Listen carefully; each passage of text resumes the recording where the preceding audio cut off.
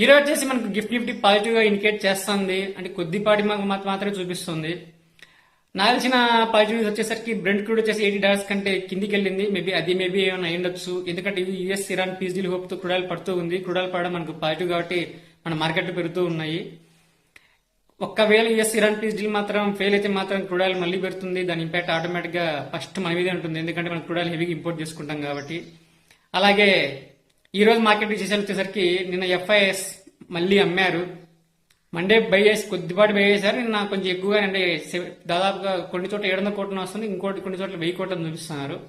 But నా దొరికిన information ప్రకారం 700 కోట్ల అమ్మారు. మరి దాని ఇంపాక్ట్ ఏమైనా ఈ రోజు మార్కెట్ లో ఉంటుందేమో తెలియదు. అలాగే యుఎస్ ఫెడరల్ రిజర్వ్ మీటింగ్, అంటే మనకి ఇక్కడ రిజర్వ్ బ్యాంక్ ఎలాగనో అక్కడ వాళ్ళకి సెంట్రల్ బ్యాంక్ అనమాట. దాని మీటింగ్ ఉంటుంది. దాని మీటింగ్ యొక్క రిజల్ట్స్ ఈ రోజు నైట్ వస్తుంది. దాని ఇంపాక్ట్ మేబీ రేపు ఉండొచ్చు, లేదా ముందుగానే ఏమన్నా నెగిటివ్ గా ఉండొచ్చు, అంటే వడ్డీ రేట్లు పెంచుతారని నెగిటివ్ న్యూస్ ఏమైనా స్ప్రెడ్ అయితే దాని ఇంపాక్ట్ ఈ రోజు మన మార్కెట్ లో ఉండొచ్చు. వాళ్ళు వడ్డీ రేట్లు పెంచినా బిగ్గెస్ట్ నెగిటివ్ అవుతుంది. పెంచకోకుండా నెగిటివ్ మాట నెగిటివ్ అవుతుంది, పెంచకోకుండా పాజిటివ్ మారితే మాత్రం అది పాజిటివ్ అవుతుంది. సో మరి చూడాలి దాని యొక్క ఇంపాక్ట్ ఈ రోజు ఉంటుందా, లేదా రిజల్ట్స్ వచ్చిన తర్వాత రేపు ఉంటుందేమో చూడాలి. సో ఎఫ్ఐఎస్ యొక్క ఇంపాక్ట్ ఏమైనా మేబీ ఉండొచ్చేమో. ప్రస్తుతానికి అయితే న్యూస్ అయితే ఇది, US Iran piece deal hope తోనే ఉన్నారు.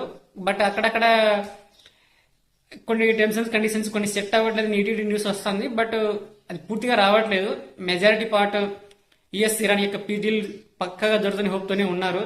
మేబీ చూడాలి, ఫ్రైడే కల్లా జరుగుతుంది అంటున్నారు, చూడాలి. ప్రస్తుతానికి అయితే న్యూస్ అయితే ఇవి. గిఫ్ట్ పాజిటివ్ ఇండికేట్ చేస్తుంది, చూడాలి మరి ఈరోజు మార్కెట్ ఎలా ఓపెన్ అవుతుంది, ఎలా సెషన్ అవుతుంది, ఎలా క్లోజ్ అవుతుంది. మళ్ళీ ఈవినింగ్ వీడియోతో కలుద్దాం. వీడియో నచ్చితే లైక్ చేయండి, షేర్ చేయండి, ఇక్కడ నచ్చితే ఫాలో అవ్వండి.